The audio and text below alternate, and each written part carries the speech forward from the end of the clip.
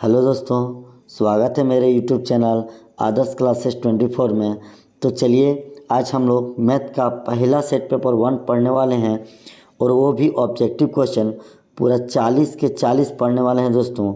Video थोड़ा लंबा हो सकता है दोस्तों, लेकिन इस वीडियो को देखने बाद आपका मैथ का जो डर है वो पूरा तरह ख़त्म हो जाएगा दोस्तों।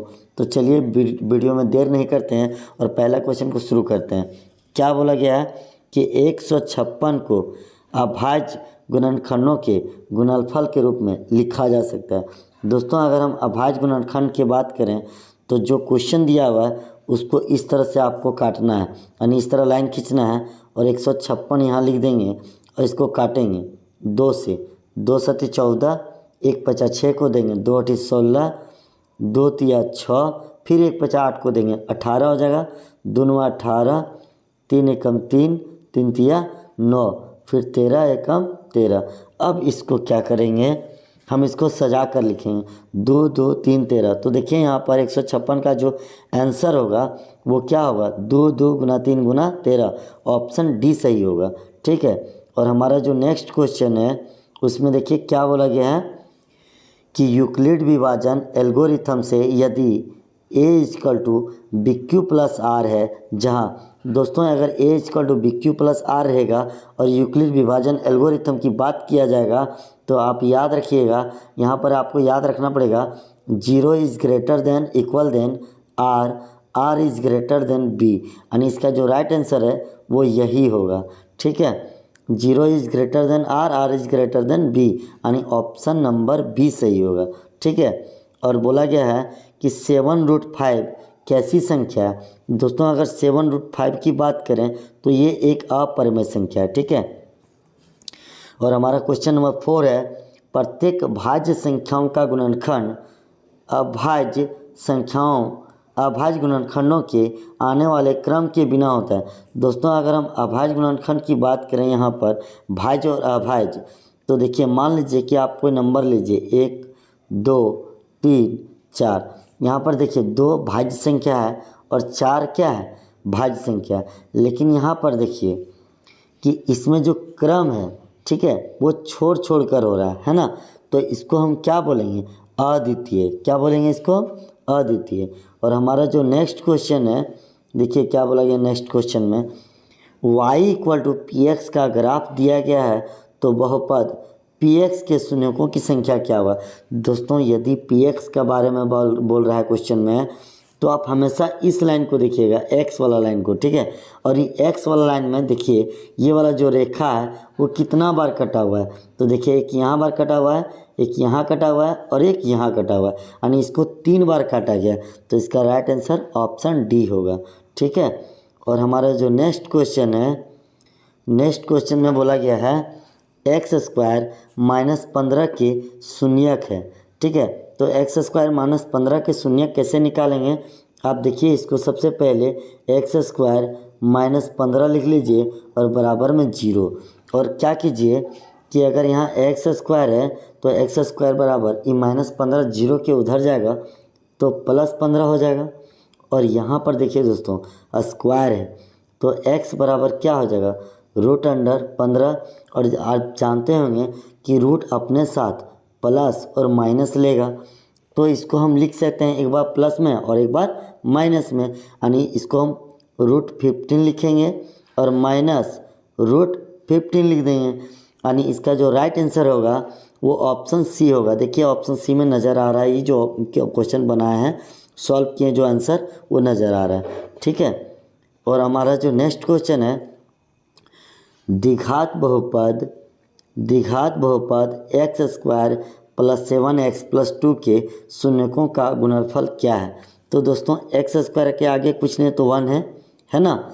और यहाँ बोला गया है शून्यकों का गुणनफल, तो शून्यकों की गुणनफल की बात करें तो ये होता है अल्फ़ा इंटू बीटा बराबर c/a, ठीक है।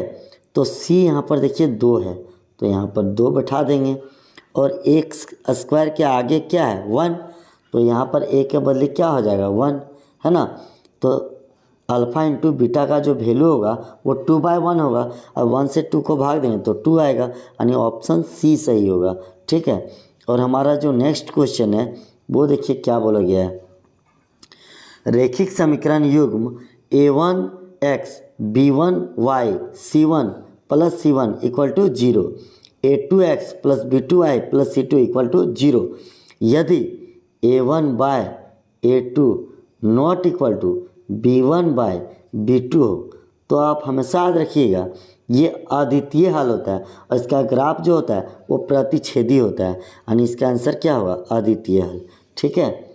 और हमारा जो नेक्स्ट क्वेश्चन है x plus Y equal to 14, x minus Y equal to 4, यानी यहाँ इसको हम लिख लेंगे इस तरह। ठीक है, x प्लस वाई बराबर 14 लिख दिए, x माइनस वाई बराबर 4 लिख दिए। इसको विलोपन विधि से सॉल्व करेंगे। ठीक है, विलोपन विधि में याद रखिएगा कि यदि कोई चर प्लस में और माइनस में है और दोनों ही सेम है तो हमेशा याद रखिएगा उसको जोड़ दीजिएगा, यानी यहाँ पर देखिए प्लस माइनस तो कट जाएगा। अब यहाँ पर देखिए x और x कितना x हो जाएगा 2x, ये 14 और 4 कितना हो जाएगा 18, तो x बराबर क्या हो जाएगा 18 ऊपर और 2 नीचे हो जाएगा। 2 से 18 को काटेंगे कितना बार में आएगा 9 बार में आएगा, यानी x का जो वैल्यू आएगा वो 9 होगा, है ना। तो देखिए x का वैल्यू 9 आ गया। अगर हमें y का वैल्यू निकालना है तो x के बदले यहाँ 9 लिखेंगे, तो ये 9 जब इधर उठ के आएगा तो -9 हो जाएगा, तो y का वैल्यू मेरा क्या आ जाएगा 5 आ जाएगा, यानी x का वैल्यू 9 होगा और y का वैल्यू 5 होगा, यानी ऑप्शन सी होगा। 9 नंबर का जो क्वेश्चन है उसका ऑप्शन सी सही होगा। ठीक है, तो देखिए हमारा क्वेश्चन नंबर 10 क्या है।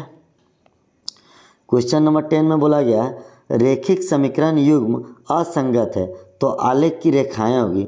दोस्तों अगर रेखिक समीकरण युग्म असंगत है तो असंगत एक ही चीज़ का बनता है, असंगत किसका बनता है a1 by a2 b1 by b2, ठीक है, not equal to c1 bye c2। ठीक है, एक ही चीज़ का सिर्फ असंगत हल होता है। ठीक है, इसको बोलते हैं समांतर ग्राफ। ठीक है, इसको कैसा ग्राफ बोलते हैं समांतर। अब जब समांतर ग्राफ होता है तो इसका कोई हल भी नहीं होता है, और जब कोई हल नहीं होता है तो इसका कोई बनता ही नहीं है, यानी ये समांतर होगी, असंगत होगा। ठीक है, यानी असंगत होगा तो समांतर होगा। ठीक है, और नेक्स्ट क्वेश्चन जो है हमारा, देखिए नेक्स्ट क्वेश्चन क्या है कि निम्न में कौन द्विघात समीकरण है। दोस्तों इस क्वेश्चन को देखिए, अगर आप यहाँ गुना करेंगे x को तो x² होगा -3x हो जाएगा, और यहाँ क्या है x² -7, तो जब हम इसको इधर ले आएंगे तो ये और ये तो कट जाएगा, तो सिर्फ यहाँ -3x बचेगा और यहाँ -7, जो कि ये द्विघात समीकरण नहीं होगा, है ना। और हमारा जो दूसरा ऑप्शन है उसमें देखिए इसको जब तोड़ेंगे तो ये भी तो आएगा x² प्लस 2x आएगा plus 1 equal to x² -5x, यानी ये भी कट जाएगा, तो ये भी द्विघात समीकरण नहीं होगा। और हमारा नेक्स्ट ऑप्शन जो है इसमें यहाँ देखिए x प्लस 1 का whole square x² plus 2x हो जाएगा, यहाँ पर 2 गुना x होता है ना, गुना 1 तो 2x प्लस 1 का स्क्वायर 1, और यहाँ 2x -3। यदि हम इसको उठा लाएंगे इधर तो plus 2x minus 2x cut जाएगा, तो बचेगा x², और इधर -3 इधर आएगा तो +4 हो जाएगा, तो ये बच जाएगा, जो कि ये क्या है एक द्विघात समीकरण है, यानी ऑप्शन सी होगा द्विघात समीकरण। ये भी कट जाएगा, ये भी द्विघात नहीं होगा, ये भी द्विघात नहीं होगा, और ये भी द्विघात नहीं होगा, सिर्फ ऑप्शन सी इसका सही होगा। ठीक है, हमारा जो नेक्स्ट क्वेश्चन है द्विघात समीकरण ax² plus bx plus c equal to 0 के मूल वास्तविक एवं असमान, यानी जिसको भिन्न भी बोलते हैं। दोस्तों मूल 3 प्रकार का होता है, यानी 3 केस से निकलता है। पहला, यदि 0 से बड़ा होगा d का मान, ठीक है, तो उसका जो मूल होगा वो असमान होगा। ठीक है, वास्तविक एवं असमान होगा।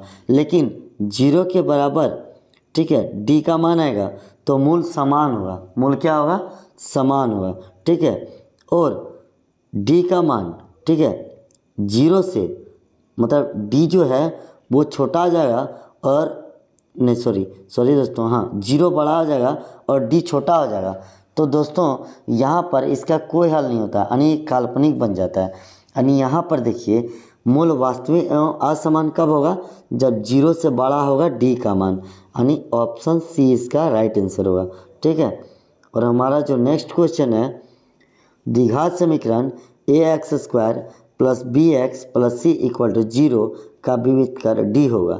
तो d बराबर क्या होता है, विविधकर को d बोलते हैं। ठीक है। d बराबर होता है b² माइनस 4ac। ठीक है। तो देखिए इसका जो राइट आंसर होगा वो ऑप्शन ए सही होगा। ठीक है। और यदि विविधकर d इज लेस देन 0 हो तो इनमें से मूल क्या होगा, काल्पनिक। अभी तो बताए थे कि d का मान 0 से छोटा हो जाएगा ना, तो उसका मूल नहीं निकल सकता, यानी काल्पनिक होता है। ठीक है। और हमारा जो नेक्स्ट क्वेश्चन है, निम्न में कौन एपी है। दोस्तों वीडियो थोड़ा लंबा हो सकता है, लेकिन इस वीडियो को देखने के बाद आप हर एक क्वेश्चन को बहुत ही आसान तरीक़ा से बना पाएंगे, इसलिए वीडियो को पूरा अंत तक जरूर देखिएगा। ठीक है। देखिए हमारा जो नेक्स्ट क्वेश्चन है, निम्न में से कौन एपी है। दोस्तों सबसे पहले इसको जांच करेंगे। इसका जांच करने का फार्मूला होता है a2 minus a1 a3 minus a2। देखिए a2 में यहाँ पर देखिए क्या है, 4 है। ठीक है। और a1 में 2 है, a3 में देखिए 8 है और a2 में 4 है। तो 4 में 2 गया 2, 8 में 4 गया 4। क्या ये बराबर है, नहीं है ना, 2 और 4 गया, तो इसका मतलब ये एपी में नहीं है। ठीक है। फिर इसी तरह लिखेंगे a2 माइनस, ठीक है, a2 माइनस a1, ठीक है, equal to a3 minus a2। और इसको बैठा के देखें, यानी राइट आंसर जो होगा वो वही होगा। ठीक है। यहाँ देखिए -1 बैठाएंगे, a1 में सिर्फ 1 बैठाएंगे, a3 में -3 बैठाएंगे, फार्मूला वाला माइनस देंगे, ये वाला माइनस, और a2 में क्या लिखेंगे, -1। ठीक है। तो देखिए -2 होता है और -3 माइनस गुना माइनस +1।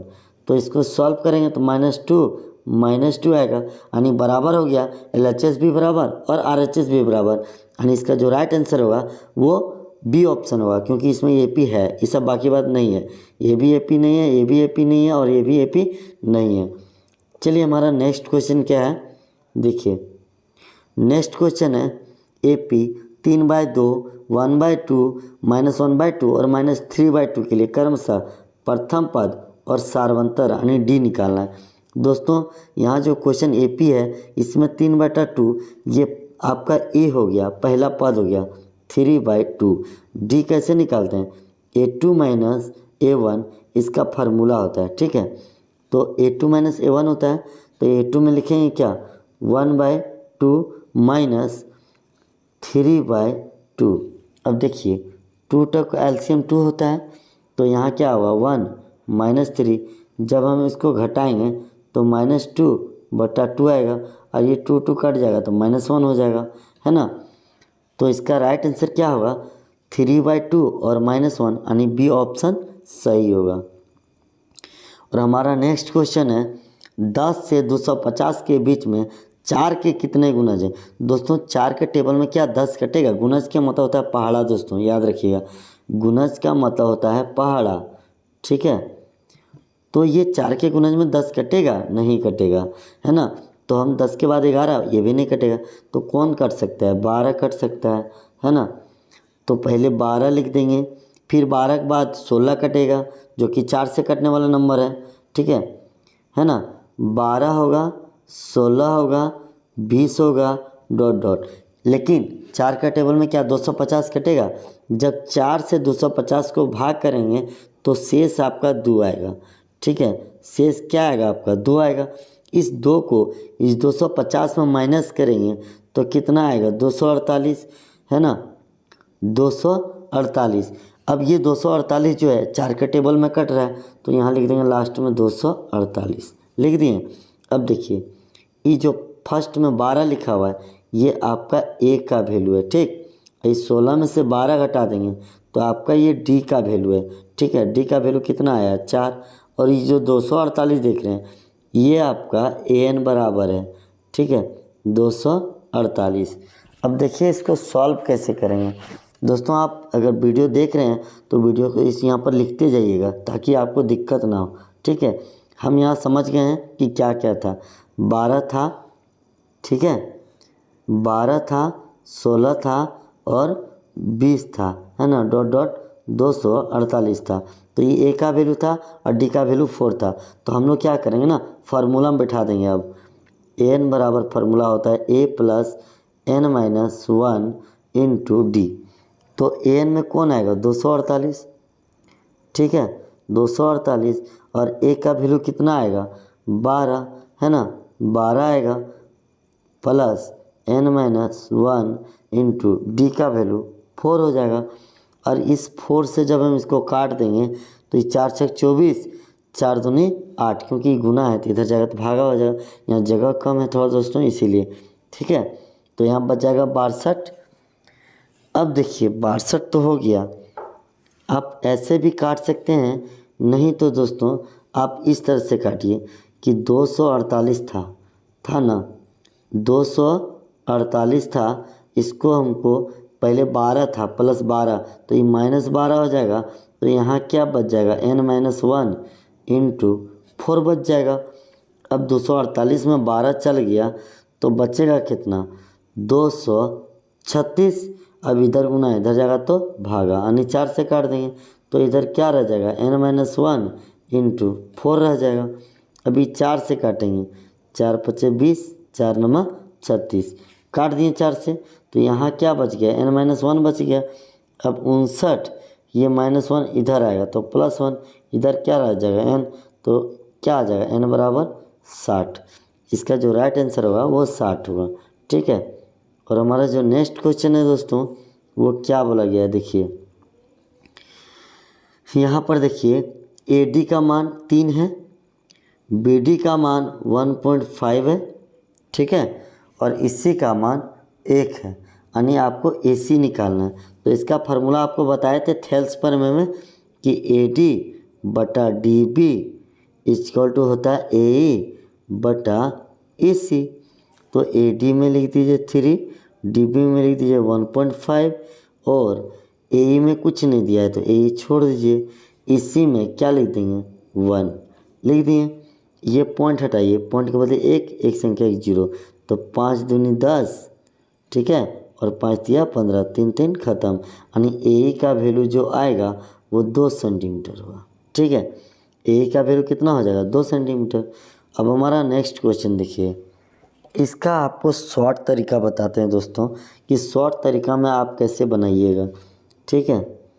देखिए शॉर्ट तरीका में सबसे पहले आपको एक त्रिभुज बना लेना है इस तरह से, ठीक है, समबाहु त्रिभुज। और समबाहु त्रिभुज का प्रत्येक भुजा क्या होता है, बराबर होता है। उसके बाद देखिए डी भुजा BC का मध्य बिंदु, मतलब यहाँ D है, यहाँ A है, यहाँ B है और यहाँ C है। जब ये मध्य बिंदु होगा ना तो ये और ये बराबर में कटेगा, ठीक है, यानी क्या हो जाएगा, BD बराबर CD बराबर 1/2 BC हो जाएगा, ठीक है। अब इतना हो गया तो हम क्या करेंगे, इसको यहाँ से एक लाइन यहाँ मिला देंगे जिसका नाम E होगा, तब न मेरा त्रिभुज बनेगा BDE, ठीक है। जब ये BDE त्रिभुज बन गया तो इसके भुजाओं का वर्ग करेंगे, क्योंकि समरूप त्रिभुज में भुजाओं का क्या होता है, वर्ग होता है। यानी यहाँ पर क्या करेंगे, यहाँ पर लिखेंगे BD बटा BC इसका होल स्क्वायर, क्योंकि दोनों त्रिभुज जो ये दोनों त्रिभुज है इसके भुजाओं का वर्ग कर देंगे, ठीक है। तो देखिए BD बराबर हम क्या निकाल के रखें, 1/2 BC, ठीक है। तो देखिए BD बराबर 1/2 BC था ना, तो 1/2 BC बटा नीचे भी BC था और इसका हम क्या बोले थे, होल स्क्वायर कीजिएगा, तो ये BC ख़त्म हो जाएगा। 1 का स्क्वायर 1, 2 का स्क्वायर कितना 4 बटा कितना 1, इसको जब पलटेंगे तो 4:1 होगा। इसका राइट आंसर ऑप्शन C होगा, ठीक है। और हमारा जो नेक्स्ट क्वेश्चन है उसमें बोला गया है कि AC square equal to AB square plus BC square कौन सा कोण 90 डिग्री होगा। तो दोस्तों यहाँ पर एक त्रिभुज बनाइए ABC, ठीक है, सॉरी दोस्तों यहाँ पर एक समकोण त्रिभुज बनाते हैं, ठीक है, समकोण त्रिभुज कुछ इस तरह से बनेगा, ठीक है। अब देखिए यहाँ ए है, यहाँ सी है और यहाँ बी है, और ए सी स्क्वायर बराबर क्या दिया है, A B square plus B C square. तो दोस्तों A C square equal to A B square plus B C square कब होता है, जब कोण यहाँ कितना बनता है 90 डिग्री। तो कोण यहाँ 90 डिग्री बनेगा तो कौन बनेगा कोण 90 डिग्री, एंगल बी, यानी इसका राइट आंसर एंगल बी होगा, ठीक है। और हमारा जो नेक्स्ट क्वेश्चन है, बिंदु पी एक्स वाई की मूल बिंदु से दूरी निम्न में से क्या होगा। तो दोस्तों मूल बिंदु की दूरी, इसका जो राइट आंसर होगा root under X square plus Y square होगा, ठीक है।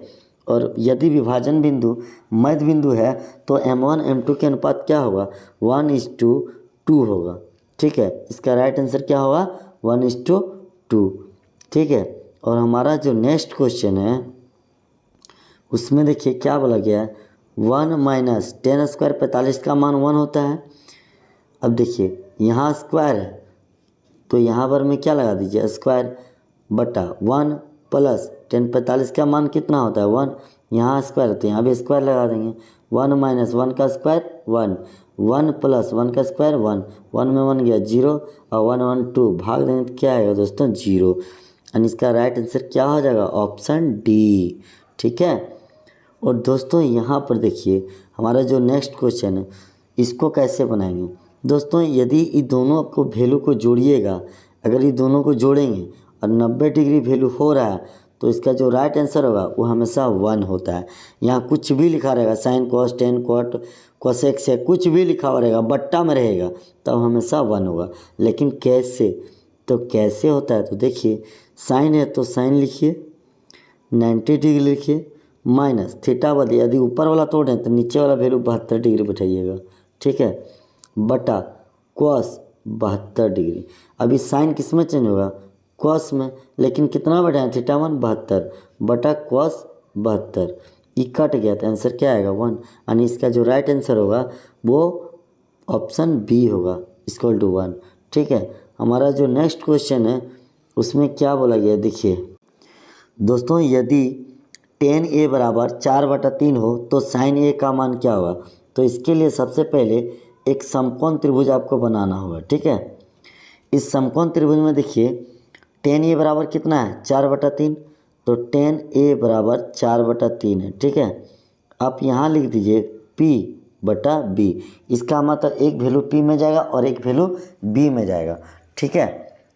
तो tan a लिखा हुआ है ना, तो यहाँ पर दे देंगे a, यहाँ दे देंगे b और यहाँ दे देंगे c।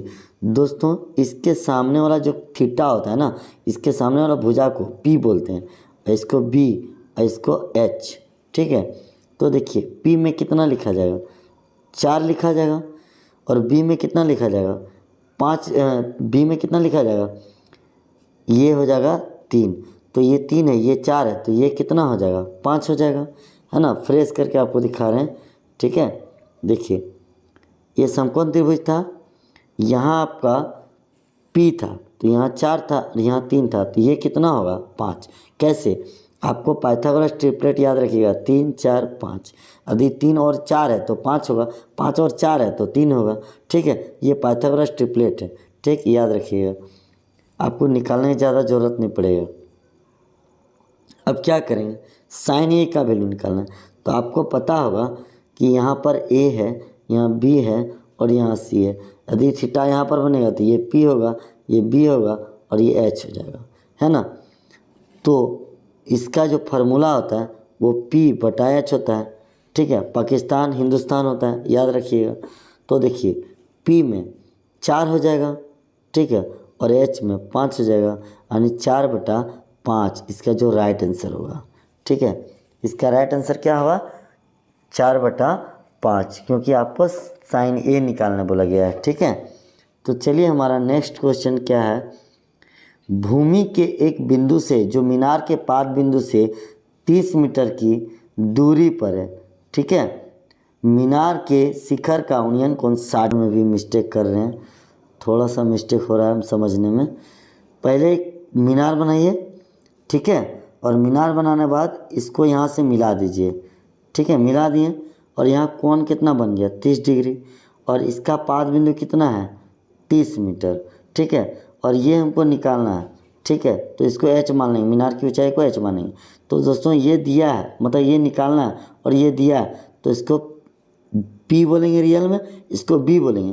तो p और b मिले तो इसका मतलब वहाँ टेन थीटा होगा, ठीक है। तो tan 30 degree equal to p बटा b।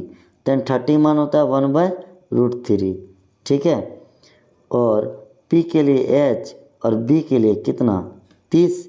तो यहाँ देखिए गुना कर दीजिए, √3 को h से गुना करेंगे √3h हो जाएगा, 30 को 1 से गुना करेंगे 30 हो जाएगा। तो होगा क्या, h बराबर 30 √3 हो जाएगा। अब यहाँ √3 को हम क्या करेंगे, परमेकरण करेंगे, यानी यहाँ 30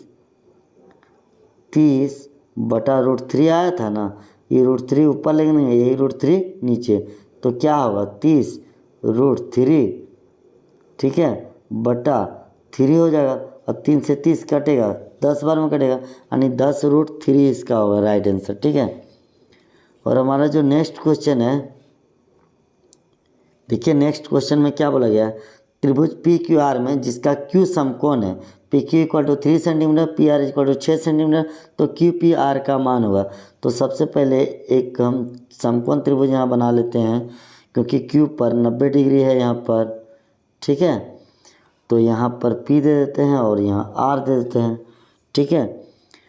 पी क्यू दिया हुआ है 3 सेंटीमीटर और पी आर दिया है 6 सेंटीमीटर। तो यहाँ बोला है क्यू पी आर, मतलब ये वाला कोण। दोस्तों यहाँ 90 बन रहा है, चूँकि त्रिभुज में तीनों कोणों 180 होता है, तो यहाँ 90, तो यहाँ 45 होगा और यहाँ भी कितना होगा 45, यानी क्यू पी आर का मान कितना होगा 45। बाकी बात ये वैल्यू से कोई मतलब नहीं है। एक वृत्त के कितनी समांतर स्पर्श रेखाएं हो सकती है।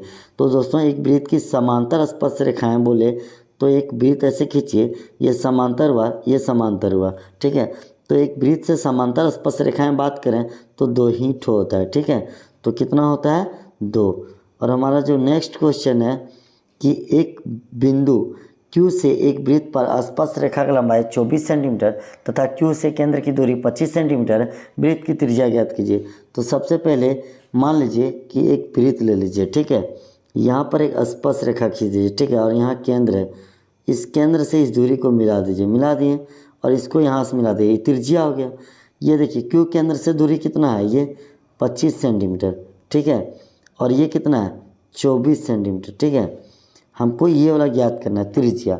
तो इसको फार्मूला में बोलते हैं बी स्क्वायर बराबर H square minus P square. अब एच में कितना है 25, इसका स्क्वायर लगाइए, ठीक है। पी में 24 है तो 24 का स्क्वायर लगाइए, ठीक है। 25 का स्क्वायर होता है 625, 24 का स्क्वायर होता है 576। जब इसे आप माइनस करेंगे तो बचेगा 49, और 49 आपको पता होगा कि वो 7 का स्क्वायर है, ठीक है। 49 किसका स्क्वायर है 7 का, यानी बी का मान कितना होगा, यानी बी मतलब त्रिज्या, ये त्रिज्या का मान कितना होगा 7 सेंटीमीटर, ठीक है। और हमारा जो नेक्स्ट क्वेश्चन है, ठीक है, देखिए क्वेश्चन नंबर 30, यदि एक बिंदु P से O केंद्र वाले किसी वृत्त पर PA और PB स्पर्श रेखाएं परस्पर 80 डिग्री कोण पर झुकी हुई है, तो एंगल POA ज्ञात कीजिए। सबसे पहले एक वृत्त बनाइए और यहाँ केंद्र दीजिए, ठीक है। यहाँ एक स्पर्श रेखा ऐसे खींचेंगे और एक यहाँ स्पर्श रेखा, इसको मिला दिए, इस केंद्र से इसको भी मिला दीजिए, ये यहाँ से मिला दीजिए और ये यहाँ से मिला दीजिए। ये 80 डिग्री पर झुका हुआ है, ठीक है। और यहाँ पर A है, यहाँ B है, यहाँ P है और यहाँ O है। तो देखिए दोस्तों, जहाँ स्पर्श रेखा होता है वहाँ कोण 90 डिग्री बनता है, यहाँ भी 90 बन रहा है, यहाँ 90, यहाँ 90, यहाँ 90, यहाँ 90 और यहाँ 80। चूँकि ये चतुर्भुज बन रहा है, अब इसको जोड़िएगा तो कितना होगा 260 डिग्री, 90 90 80 260। और यदि वो 360, चूँकि चतुर्भुज के चारों कोनों ये होता है 360, तो 360 में अगर हम 260 घटाएंगे तो बचेगा कितना 100 डिग्री बचेगा। अब चूँकि POA निकालना है, मतलब ये वाला कोण निकालना है, तो इसको क्या करेंगे आधा कर देंगे, दूसरे 100 को काट देंगे, 50 डिग्री हो जाएगा, यानी इसका राइट आंसर 50 डिग्री हो जाएगा, ठीक है। अब हमारा नेक्स्ट क्वेश्चन देखिए क्या है, 6 सेंटीमीटर त्रिज्या वाले त्रिज्याखंड का क्षेत्रफल ज्ञात कीजिए। दोस्तों पहले एक वृत्त बनाइए, यहाँ एक केंद्र खींचिए, इसको इससे मिला दीजिए, इसको त्रिज्या खंड बोलेंगे। ये 6 सेंटीमीटर है, ये भी 6 सेंटीमीटर है, ठीक है। और यहाँ थीटा कितना है 60 डिग्री। अभी थीटा मान 60 डिग्री है तो आर का मान हो गया 6 सेंटीमीटर, थीटा मान हो गया 60 डिग्री। अब इसको फार्मूला में बैठा दीजिए। त्रिज्या खंड का जो क्षेत्रफल होता है वो pi R square theta by 360 degree, ठीक है। इसको ठीक से लिखिए, pi R square theta by 360 degree होता है। तो थीटा मान कितना है 60 डिग्री है, इसको बैठा देंगे यहाँ पर 60 degree by 360 degree into pi का मान कितना 22/7 और आर का मान आर स्क्वायर है, आर का मान 6 गुना 6 लिख देंगे, ठीक है। पाई स्क्वायर है ना। अभी देखिए ई 0 0 खत्म, 6 कम 6 6 6 36, तो ई 6 और ये 6 कैंसिल हो गया। तो बचा क्या 22 6 132/7 यानी इसका राइट आंसर क्या हुआ 132/7, ठीक है, सेंटीमीटर स्क्वायर। आर त्रिज्या वाले वृत्त के उस त्रिज्याखंड का क्षेत्रफल जिसका कोण P डिग्री निम्नलिखित है।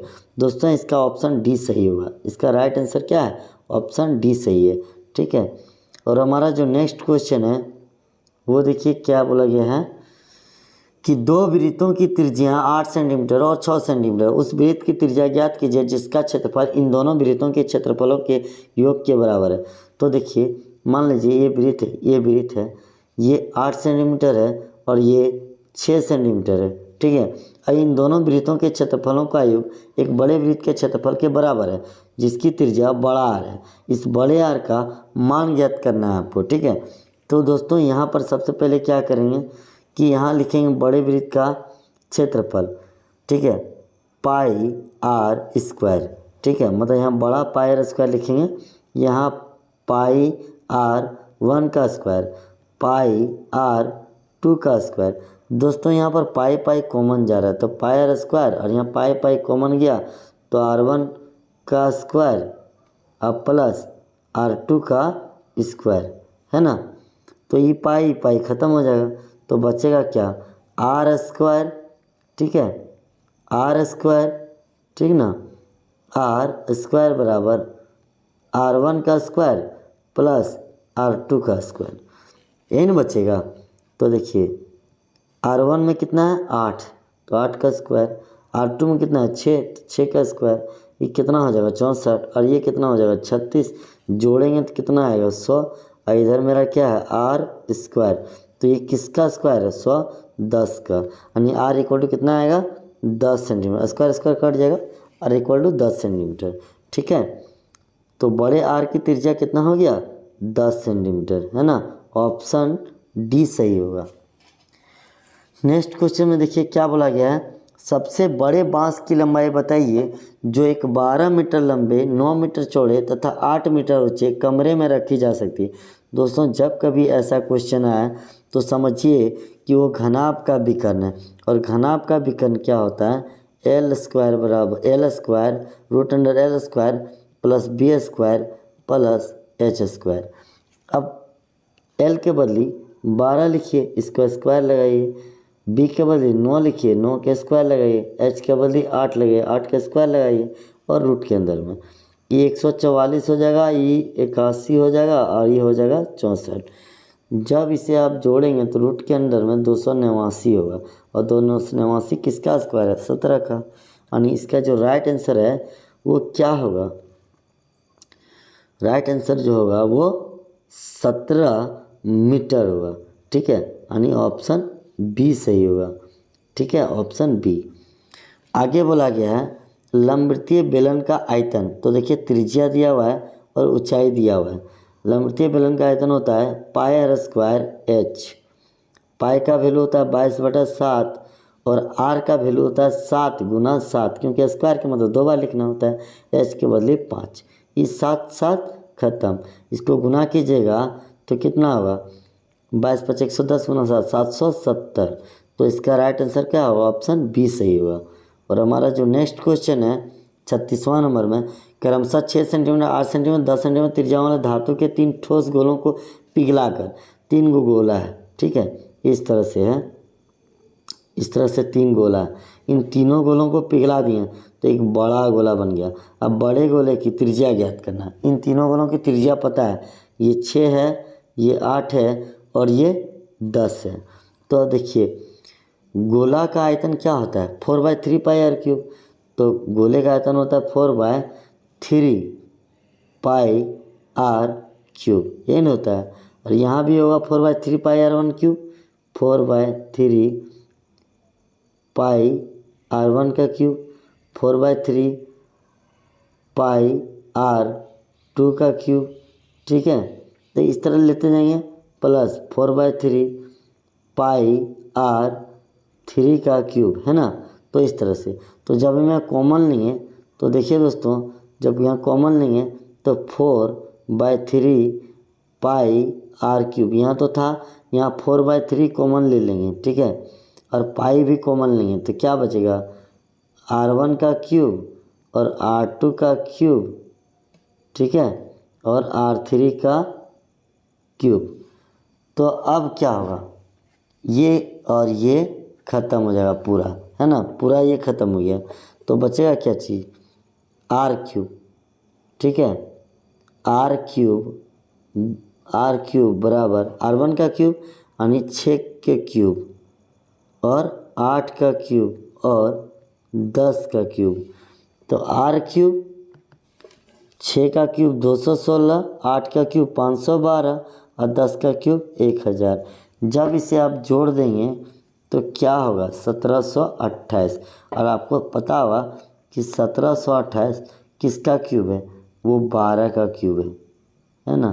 तो ये क्यूब कट गया। आर का वैल्यू कितना आएगा, 12 सेंटीमीटर, ठीक है। आर का जो वैल्यू होगा वो 12 सेंटीमीटर होगा। और हमारा जो नेक्स्ट क्वेश्चन है, यदि माध्य 60 माध्यिका 50 तो बहुलक बराबर फार्मूला क्या होता है, 3 माध्यिका माइनस 2 माध्य, ठीक है। तो देखिए 3 इंटू माध्यिका में 50 और 2 माध्य में 60, ये हो जाएगा 150 और ये हो जाएगा 120, घटाएंगे तो कितना बचेगा, 30। इसका ऑप्शन होगा 20 सही, यानी 30 होगा आंसर, ठीक है। किस प्रकार का त्वरण है दोस्तों, यहाँ पर देखिए ये जो त्वरण है, ये देखिए ऊपर से गया, ऊपर से नीचे आ रहा है। यदि ऊपर से नीचे आएगा तो उससे कम प्रकार का त्वरण होगा। और निम्नलिखित में से कौन सी संख्या किसी घटना की प्रायिकता नहीं हो सकता है, तो माइनस वाली संख्या प्रायिकता घटना नहीं होता है, -1.5। और हमारा जो नेक्स्ट क्वेश्चन है, क्वेश्चन नंबर 40, ठीक है। क्वेश्चन नंबर 40 देखिए क्या बोला गया, संगीता द्वारा मैच जीतने की प्रायिकता कितना है, 0.62। तो देखिए इसको 1 में माइनस कर दीजिए तो आपका निकल जाएगा रेशमा के जितने प्रायिकता, ठीक है, 0.62। तो ये कितना, 10 में 2 गया 8, 9 बचे, 9 में 6 गया 3, 0.38। तो इसका राइट आंसर ऑप्शन बी। दोस्तों वीडियो थोड़ा लंबा ज़रूर है, लेकिन वीडियो को अगर मन से देखिएगा, ध्यान से देखिएगा तो हर एक क्वेश्चन आपको बहुत ही आसान तरीके से समझ में आ जाएगा। और वीडियो को लाइक कीजिएगा, अगर नए चैनल में नए हैं तो चैनल को सब्सक्राइब कर लीजिएगा। अगर वीडियो पसंद नहीं आया तो वीडियो को डिसलाइक कर दीजिएगा।